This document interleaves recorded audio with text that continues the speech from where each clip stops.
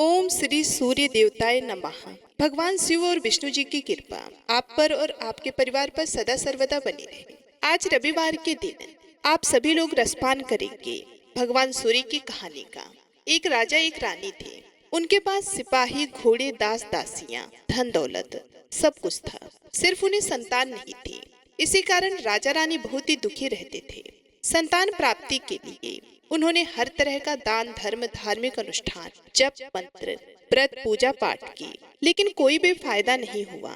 अब राजा रानी दोनों ही बुढ़ापे की ओर बढ़ते गए, बुढ़ापे की ओर और बढ़ते गए। तो होता क्या है, दोनों गहन सोच में पड़ गए। अब हमारे इतने बड़े राज्य का क्या होगा? कौन बनेगा इस राज्य का वारिस? कौन लेगा प्रजा की जिम्मेदारी? राजा रानी दिन रात इसी चिंता में घूमने लगे। उन्हें खाने पीने की भी सुध नहीं रहती थी। तो एक सुबह राजा के दरबार में एक साधु आता है। तो दासी रानी को उस साधु को कुछ दान देने के लिए कहती है। तब वे रानी दासी से कहती है कि यह मेरा अंतिम दान धर्म है, इसके बाद मैं अपने हाथों से कोई दान धर्म नहीं करूंगी। रानी एक परात में चावल भरकर हाथ में लेकर बाहर आई और साधु जी की झोली में भिक्षा डालने के लिए आगे बढ़ती है। तो उसके चेहरे की छाई उदासी साधु की दृष्टि में आई। वे उससे पूछता है, रानी साहिबा क्या हुआ, आप क्यों इतनी उदास हैं? तब रानी साधु को सारी हकीकत बताती है और सिसकने लगती है। उस पर वो साधु कुछ पल के लिए गंभीर हो जाता है और कहता है कि चिंता मत करना रानी साहिबा, आपके संतान की इच्छा पूरी हो जाएगी। आपकी कोख से एक पुत्र जन्म लेगा, लेकिन मात्र वो 14 साल तक ही आप लोगों को मिलेगा। उसके आगे वह इस मृत्यु लोक में नहीं रह पाएगा। इससे बढ़कर आपको कुछ देना मेरे लिए संभव नहीं है। अपनी बात पूरी करके उसने अपनी झोली में हाथ डाला, झोली से कुछ निकालकर रानी को दिया और कहा कि आप और महाराज दोनों इसे बांटकर ग्रहण करना, तुम्हें जल्द ही पुत्र प्राप्त होगा।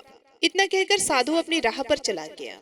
उस रात अपना सारा राज्य का काम खत्म करके राजा जब रानी के महल में गए तो रानी ने राजा को सारी बात बताई और साधु की दी हुई भभूत राजा को दिखाकर बोली कि साधु महाराज ने यह भभूत हम दोनों को ग्रहण करने को कहा है। राजा बोले, इतना दान धर्म किया जब तो कोई फल मिला नहीं, अब क्या इसके भरोसे हमें संतान प्राप्त होगी क्या?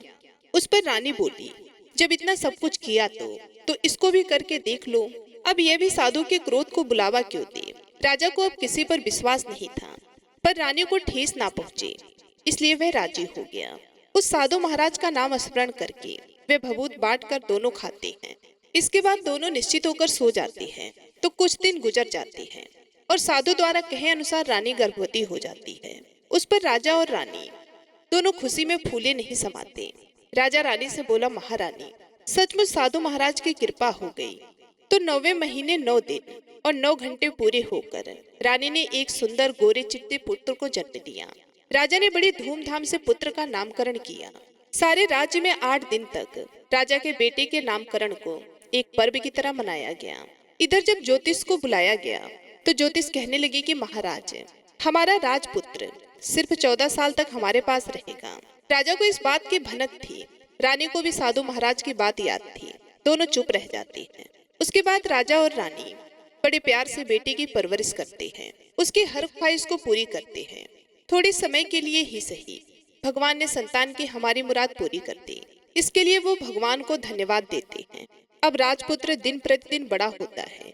जब 7 साल का हो जाता है तो राजा एक अच्छे गुरु की नियुक्ति करके उसे पढ़ाई लिखाई के लिए राजशास्त्र, शस्त्र विद्या, घुड़सवारी इत्यादि 12 विधाओं का शिक्षा देते हैं। जब उसको सभी शास्त्र विद्याओं का ज्ञान हो जाता है और 12 साल की उम्र का हो जाता है, तब एक अच्छी सी राजकन्या खोजकर उसकी शादी कर देते हैं। तो 2 साल और बीत जाते हैं। बेटा 14 साल का हो जाता है। एक दिन अपने पिता से कहता है कि पिताजी, मैं अपना सारा राज्य घूमकर देखना चाहता हूँ। आज तक मैंने सिर्फ इस राजवाड़े के अतिरिक्त कुछ भी नहीं देखा है। बेटी की बात सुनकर राजा चिंतित हो जाता है, क्योंकि पुत्र को 14वां साल शुरू हुआ था। अब कोई अनहोनी होने का वक्त नजदीक पहुंचा था, लेकिन राजा यह सब बातें पुत्र को बता नहीं सकता था। वह क्या करता है कि चेहरे पर खुशी लाकर बेटे से कहता है कि जरूर जाओ बेटा, तुम्हें अपना सारा राज्य घूमकर देखना चाहिए। कहाँ क्या है यह सब जानना चाहिए। कल मेरे बाद तुम ही तो यहाँ के राजा बनोगे और सारा राजकाज तुम ही संभालोगे। लेकिन मेरे एक मंत्र का ध्यान रखना, तुम जहाँ जा रहे हो, क्या कर रहे हो, यह बात अपनी पत्नी को नहीं बताना। पुत्र कहता है, ठीक है पिताजी, आपने जो कहा है मैं वैसा ही करूंगा। अब राजपुत्र दिन भर अपनी पत्नी के साथ मौज मस्ती करता है, खुशियां मनाता है और रात को ठीक 12 बजे बिस्तर से उठकर बाहर चला जाता है। फिर दिन निकलने से पहले वापस अपने महल में आकर सो जाता है। ऐसा बहुत दिनों तक चलता रहा। अब पुत्र का 14वां साल खत्म होने में कुछ ही दिन बाकी रहते हैं। इतने में उसकी पत्नी यानी छोटी रानी रात में जग जाती है। वे देखती है कि बिस्तर पर राजपुत्र नहीं है। वे महल में सब जगह देखती है तो राजपुत्र कहीं भी नजर नहीं आता। तो वे क्या करेगी, कैसे करेगी? वे चुपचाप रहती है। फिर दिन निकलने पर देखती है कि उसका पति अपनी जगह सोया हुआ है। वे पति से कुछ नहीं पूछती। लेकिन दूसरी रात भी वैसे ही होता है, तीसरी रात, चौथी रात, ऐसे बहुत दिनों तक चलता है। रानी बहुत ही चिंतित हो जाती है। पति रात को जाता कहाँ है, किससे मिलने जाता है? उसके मन में ढेर सारे सवाल उठते हैं, लेकिन उसे पूछने में डर लगता है। शायद पति गुस्सा ना कर बैठे। सास ससुर से पूछने के बारे में सोचा तो उसकी मान मर्यादा बीच में आ जाती थी। इसी तरह वह मन ही मन कूदती रहती है। इस हालात में उसे खाने पीने में भी दिलचस्पी नहीं होती। वे दुबली पतली हो जाती है। तो उस राज्य में एक फूल बेचने वाली एक बुढ़ी मालिन थी। वे हमेशा छोटी रानी को फूल देने उसके महल में आती थी। उस बुढ़िया का ध्यान छोटी रानी पर जाता है। वे उससे पूछती है कि बेटी, तुम्हें किस बात का दुख है? तुम इस तरह सूख कर काटा क्यों बनी हो? उस पर रानी कहती है, क्या बताऊं तुम्हें अम्मा, तुम्हारा राजपुत्र हर रात बिस्तर पर से उठकर कहीं चला जाता है और सुबह भर होते ही वापस आकर सो जाता है। वे कहाँ जाता है? प्रेमिका से मिलने जाता है क्या? ये सोच सोच कर मैं अन्न जल ग्रहण नहीं कर पाती और सूख सूख कर इस तरह काटा बन गई। फिर वे बुढ़िया मालिन उस छोटी रानी को एक उपाय बताती है। कहती है कि बेटी, तू ऐसा करना, आज रात तुम सोना मत, उसके पीछे जाकर देखना कि वे कहाँ जाता है, क्या करता है, उसकी अच्छी तरह से पहरेदारी करना। छोटी रानी कहती है, पर मुझे नींद आ गई तो? तब वो मालिन कहती है, तुम्हें नींद ना आए इसलिए एक काम करना, अपने बाएं हाथ की उंगली में एक जख्म करना, उस पर थोड़ी सी मिर्च छिड़कना, उससे तुम्हें बड़ी जलन होगी और उसी पीड़ा से तुम्हें रात भर नींद नहीं आएगी। रानी बुढ़िया के कहे अनुसार करती है। उंगली की जलन से उसे बड़ी देर तक नींद नहीं आई, लेकिन बाद में वह सो जाती है। जब दूसरे दिन सुबह बुढ़िया फूल लेकर उसके महल में पहुंचती है तो पूछती है, क्या तुम्हें कुछ पता चला? पूछने पर रानी कहती है कि नहीं माता जी, मैं तो इस रात सो गई थी। फिर बुढ़िया कहती है, तुम अपनी उंगली पर पहले से थोड़ा बड़ा जख्म करना और शिमला मिर्च लगाना। तो रानी वैसा ही करती है, परंतु वह सिर्फ पति के बिस्तर से उठकर बाहर निकलते वक्त तक जग ही पाई। वे उसके पीछे नहीं जा सकी क्योंकि उसकी आंखें उस समय तक मट गई थी। दूसरे दिन सुबह बुढ़िया आई तो उसके पूछने से पहले ही रानी रोकर कहती है, अम्मा, मैं आज भी उनकी पहरेदारी ठीक तरह से नहीं कर पाई। बुढ़िया कहती है, रोना नहीं बेटी, सब कुछ ठीक हो जाएगा। तुम आज रात जख्म और बड़ा करना और उस पर ज्यादा मिर्च छिड़कना और एक काम करना, वह जब जाने के लिए निकलता है तो उसका रास्ता रोकना।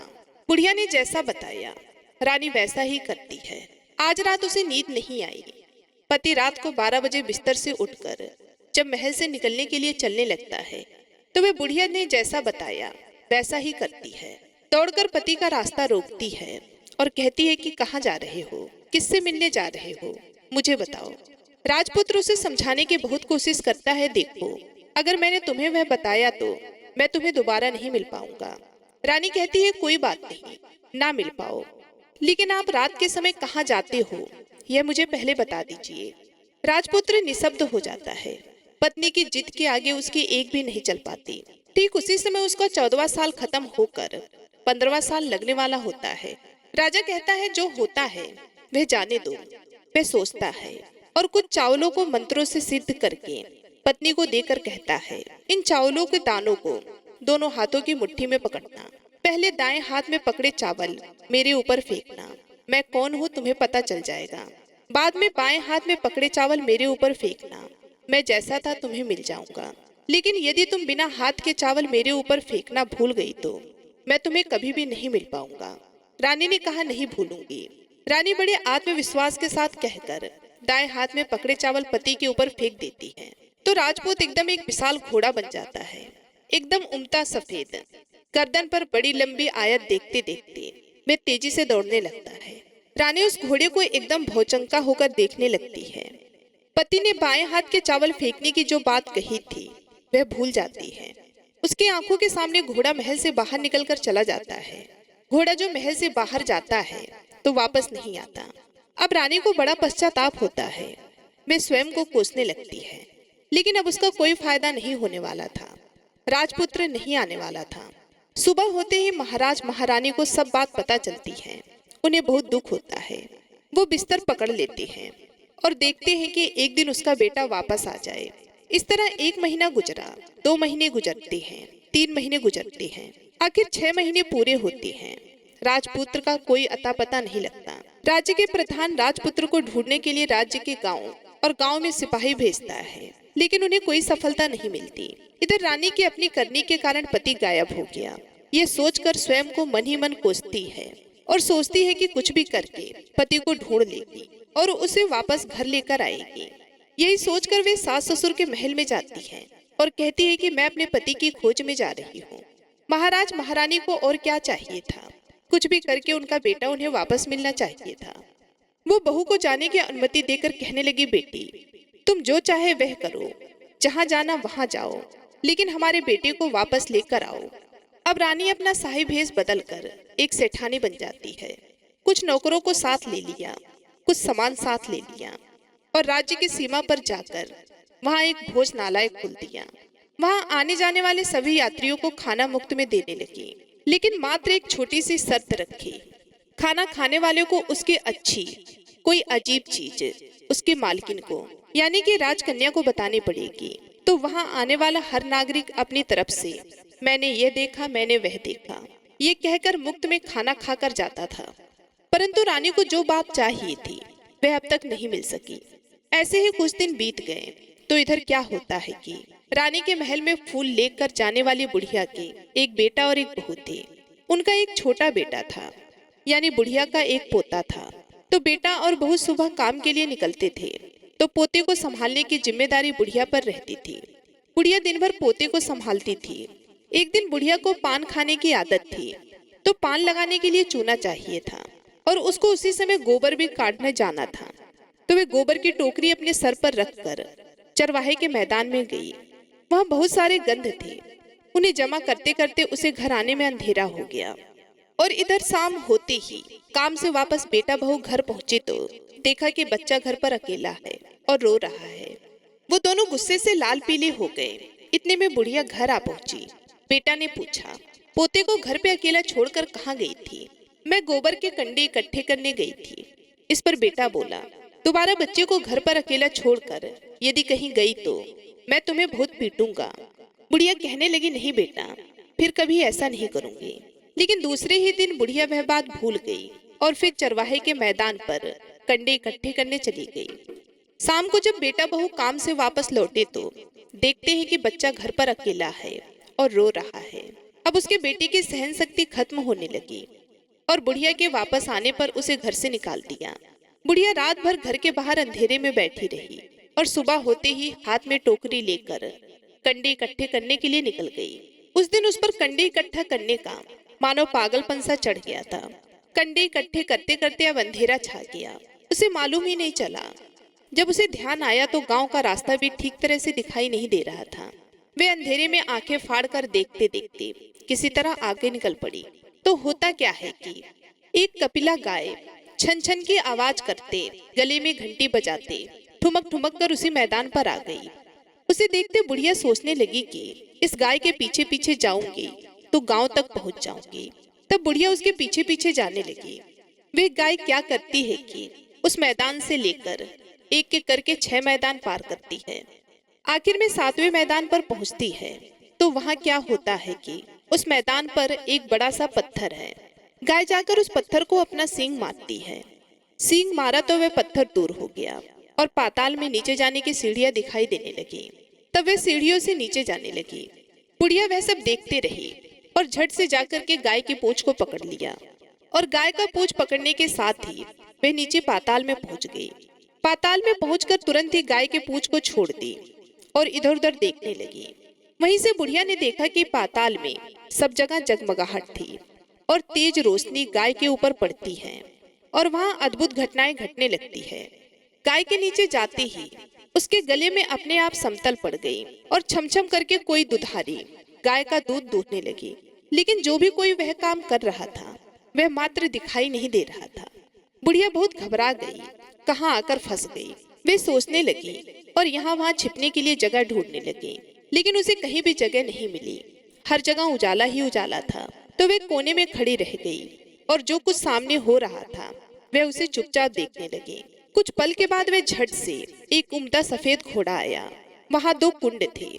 उसमें से एक कुंड में उसे घोड़े ने छलांग लगाई और ऊपर आ गया। अब उसे राजपूत का रूप प्राप्त हो गया। राजपुत्र बनने के बाद उसने दूसरे कुंड में पानी से स्नान किया। वहां रखे नए कपड़े पहने। नजदीक ही एक सुंदर पलंग था, उस पर आकर के वो बैठ गया।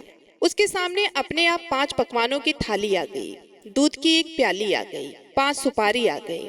उसके सामने एक दिया जल रहा था। राजकुमार ने दूध पिया, 5 सुपारी खाया और बिस्तर पर लेटा। और बिस्तर पर लेट जाने से पहले सूर्यदेव का स्मरण करके सामने जलते दिए से पूछा कि दिए, मेरे माता पिता क्या कर रहे हैं और वो किस हालत में हैं? दिया बताने लगा कि हे राजकुमार, तुम्हारे माँ बाप बेटे की याद में सूख के दुबले पतले हो गए हैं। फिर राजकुमार ने पूछा, राज्य कौन संभालता है? तब दिए ने बताया कि राज्य प्रधान संभालता है। फिर राजकुमार ने पूछा, मेरी पत्नी क्या करती है? दिए ने बताया, उसने चौराहे पर भोजनालय शुरू किया है और आने जाने वाले लोगों से वे नई खबर के बारे में पूछती है। दिए के यूं कहते ही राजपुत्र कहने लगा, ठीक है। उसके बाद वे सो गया। बुढ़िया कोने में खड़ी रहकर यह सब देखती रही। ऐसे अद्भुत घटना उसने जिंदगी में पहली बार देखी थी। उसे अंदर ही अंदर चुलबुलाहट होने लगी। वह अपनी भूख प्यास भूल गई और आगे क्या होता है कि उसे उत्सुकता से देखने लगती है। लेकिन उसके बाद और कुछ घटनाएं नहीं घटती। रात गुजर गई और सुबह हो गई। सुबह होने पर पलंग पे सोया पुत्र उठा, फिर से पहले वाले कुंड में छलांग लगाया तो अब वह फिर से घोड़ा बनकर कुंड से बाहर आ गया। और बाहर आते ही वह तेजी से उस पाताल नगरी से बाहर निकल गया। लेकिन वे कहाँ गया, बुढ़िया को कुछ पता नहीं चला। उसके बाद पिछली रात की तरह वही गाय छमछम करके दूध देने लगी। जैसे ही दूध दुहना खत्म हुआ, उसके गले की सांकर अपने आप खुल गई और वे गाय तेजी से ऊपर जाने वाली सीढ़ियों की ओर भागने लगी। गाय को दौड़ता देखकर बुढ़िया सोचने लगी, अब गाय के साथ यहाँ से ऊपर जाना ही समझदारी है, नहीं तो कोई मुसीबत आकर मेरे ऊपर टपक जाएगी। झट से उसने गाय की पूंछ पकड़ ली और गाय के साथ ऊपर आ गई। तो वो रास्ता अपने आप बंद हो गया और उसके मुंह पर एक बड़ा सा पत्थर यानी कि पर्वत खड़ा हो गया। ऊपर आकर वह गाय जंगल की ओर निकल गई। इधर बुढ़िया एकदम बावली सी हो गई। उसने पाताल नगरी में जो कुछ देखा वह जल्द से जल्द किसी को बताने के लिए उतावली हो उठी। उसे एकदम याद आया कि नगर की सीमा पर कोई औरत भोजनालय चलाती है और नई बात बताने वाले को अच्छा खाना पीना मुफ्त में देती है। और वे सोचने लगी कि क्यों ना मैं यह बात उस औरत को जाकर बताऊं। यदि उसे यह बात पसंद आई तो बाकी जीवन खाने पीने की झंझट से मुक्ति मिलेगी। बुढ़िया ने मन में तय किया और तुरंत ही उस भोजनालय के द्वार पर जाकर खड़ी हो गई और जोर जोर से नगाड़ा बजाना शुरू कर दिया। नगाड़े का इस तरह शोर सुनकर मालकिन यानी कि छोटी रानी मन में प्रसन्न हो जाती है कि शायद कोई बड़ी बात लेकर यहाँ आया है। रानी सिपाहियों को आदेश देती है कि जाइए और जो कोई आया है उसकी अच्छी खातिरदारी कीजिए। आदेश पाते ही सिपाही नीचे दौड़ गए तो एक बुढ़िया नगाड़ा बजा रही है। उन्होंने पूछा, क्यों रे बुढ़िया, क्या हुआ, क्यों नगाड़ा बजा रही हो? बुढ़िया बोली, कुछ नहीं बेटा, यहाँ खाना मिलता है ना, इसलिए आई हूँ। खाना चाहिए, मिलेगा, लेकिन तुझे कोई नई बात बतानी पड़ेगी। हाँ बताऊंगी, एक बात मालूम है मुझे। इस पर सिपाही उसे अंदर लेकर आए। उनको मालकिन का आदेश था कि जो कोई बूढ़ा बुजुर्ग वहाँ आए उनके साथ अच्छी तरह से पेश आना, अच्छी तरह से उनका देखभाल करना, अच्छी प्रकार से उनका अतिथि सत्कार करना। तो सिपाही ने उस बुढ़िया का भरपूर आदर सत्कार किया। उसे बड़ी सी थाली भरकर व्यंजन परोसते हैं। बुढ़िया कुछ दिनों से भूखी थी। वे खाने पर टूट पड़ी। खाना खाने के बाद सिपाही ने उसे नई साड़ी पहनने को दी। उसके बाद उसे लेकर रानी के पास आए। बुढ़िया और रानी तुरंत एक दूसरे को पहचान गई। बुढ़िया बोली, बेटी तुम? और रानी बोली, अम्मा तुम? बड़ी देर तक दोनों बातें करती रही। तब रानी बुढ़िया से कहने लगी, अम्मा अब बताओ तुम्हें क्या नई बात पता चली है? बुढ़िया कहने लगी, नई बात? मैं कोई नई बात नहीं जानती। वह तो मेरे पास तुम्हें देने के लिए खाने के पैसे नहीं थे, इसलिए मैंने झूठ कहा। और नगाड़ा बजाया। रानी ने कहा, अम्मा घबराना नहीं, मैं किसी को तुम्हारा नाम नहीं बताऊंगी। फिर भी बुढ़िया मैंने क्या देखा कब देखा करके आनाकानी करने लगी। इस पर रानी कहने लगी कि देखो अम्मा, यदि तुमने मुझे वह नई बात बताई तो जिंदगी भर मैं तुम्हारी देखभाल करूंगी और तुम्हें रानी माता की तरह रखूंगी। अब बुढ़िया बात बताने को तैयार हो गई। उसने जो कुछ उस 4 गांव वाले मैदान पर देखा था वह सब कुछ रानी को बता दिया। बुढ़िया की वह बातें सुनकर रानी को यकीन हो गया कि वह राजपुत्र इसी का पति है। वे तुरंत बुढ़िया से कहने लगी, अम्मा मुझे उस जगह पर ले चलो। बुढ़िया कहने लगी, नहीं बेटी, वह पाताल राज्य साफ है। यदि किसी ने तुम्हें देख लिया तो तुम्हारी जान खतरे में पड़ सकती है। लेकिन रानी उसकी एक भी नहीं सुनती, उसे उस जगह ले जाने के लिए कहने लगी। आखिर में बुढ़िया ने उसका कहना मान लिया और कहने लगी, ठीक है, मैं तुम्हें वहां लेकर चलती हूँ, पर आज नहीं कल वहां जाना है और शाम को जाना होगा। तो दूसरे दिन दोपहर को रानी बुढ़िया के साथ उसी मैदान पर गई और एक जगह छुप करके गाय के आने का रास्ता देखने लगी। दिन ढलते ही अंधेरा छाने लगा और गाय हमेशा की तरह उस मैदान के पास आ गई। फिर बुढ़िया और रानी ने उस गाय के पूंछ को पकड़ लिया। गाय ने फिर एक मैदान पार किया, दूसरा मैदान पार किया।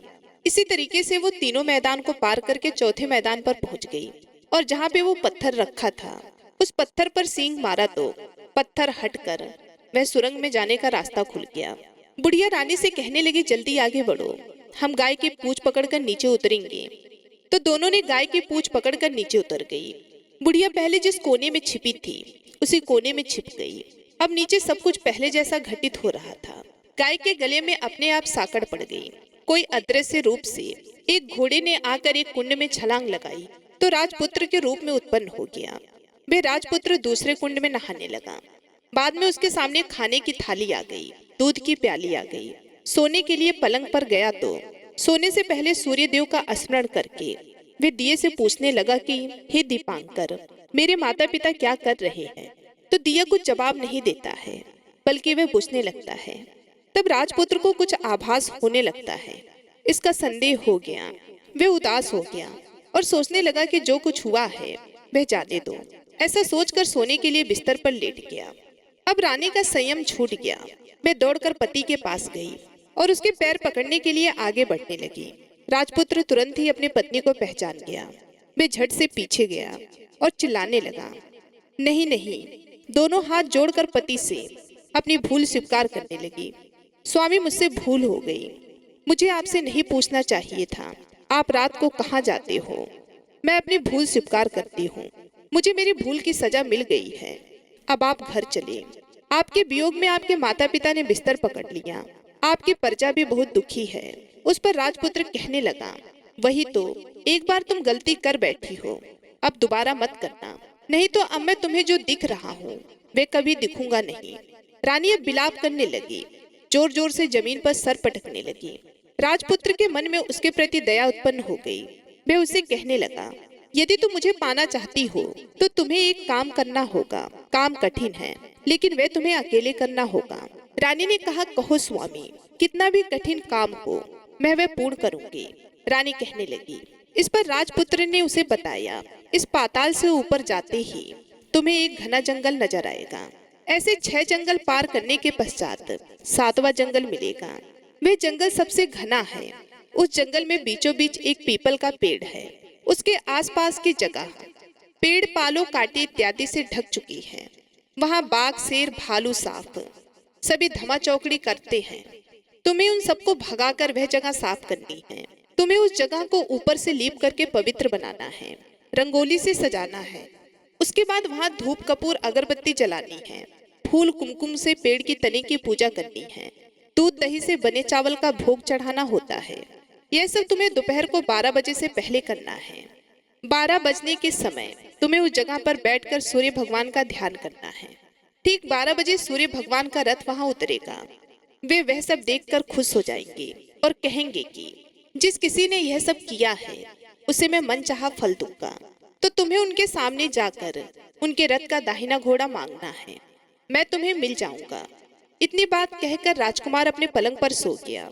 छोटी रानी दिन होने की राह देखने लगी।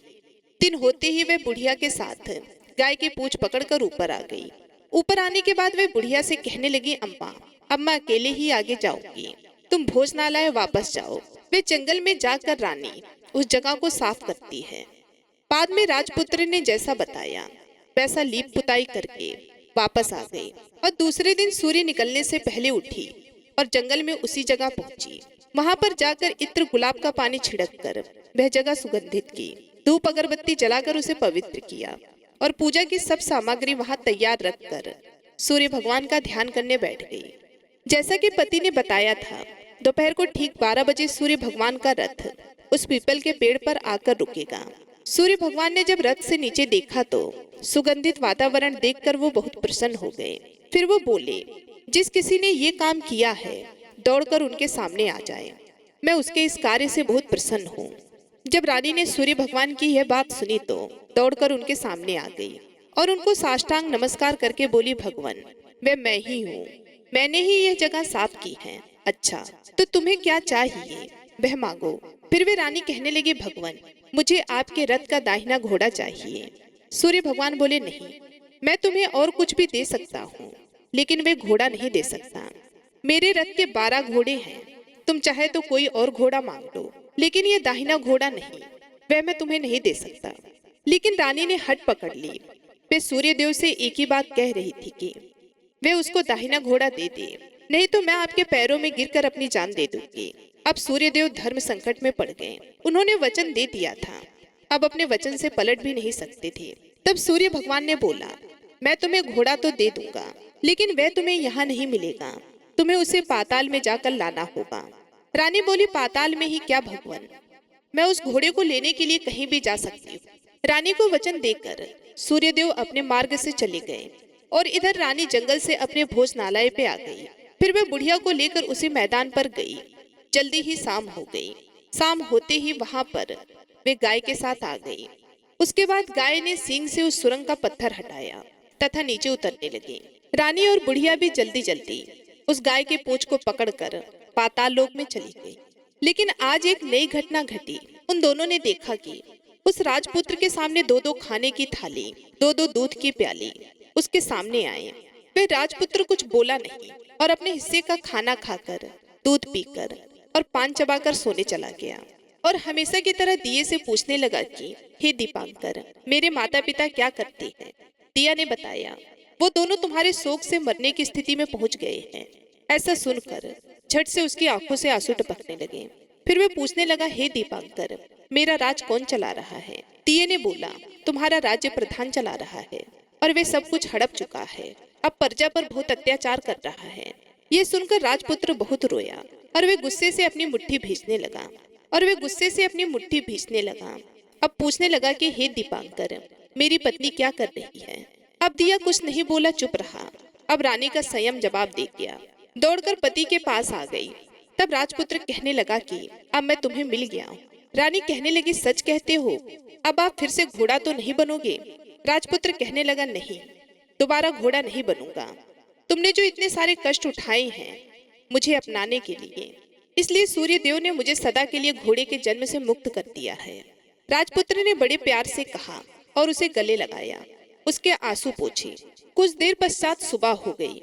इधर गाय की सांकर खुल गई और वे ऊपर पाताल लोक को छोड़कर भूलोक जाने लगी। रानी, राजपुत्र और बुढ़िया उस गाय की पूंछ को पकड़कर ऊपर आ गए और अपने भोजनालय पर पहुंचे। वहां का सब सामान लोगों में बांट दिया और उसको ताला लगाकर अपने राज्य में लौट गए। राजपुत्र वापस आता है। उसके तेवर देखकर प्रधान घबरा गया। राजपुत्र ने उसे बंदी बनाकर कैद खाने में डाल दिया और राज्य की बागडोर अपने हाथ में ले ली। उसके बाद वो अपने माता पिता से मिलने के लिए उनके महल में गया। तब राजपुत्र क्या देखता है कि उसके माता पिता उसके शोक में अस्थि पंजर बने हुए हैं। पुत्र को वापस आया देखकर राजा रानी की आंखों से टप टप आंसू बहने लगे। उन दोनों ने पुत्र को गले लगाया, उसे प्यार से सहलाया। इतना होने के बाद उनके सेहत में एकदम सुधार आने लगा। वो अब बिस्तर से उठकर बैठ गए, पुत्र को आशीष देने लगे। राजपुत्र के आने की खबर तुरंत राजभर में फैल गई। प्रजा खुशी से फूली नहीं समाई। प्रजाजन राजमहल के सामने इकट्ठे हो गए। राजपुत्र ने भी उन्हें दर्शन दिए और आज से उन्हें कोई दुख नहीं पहुंचाएगा, ऐसा वचन भी दिया।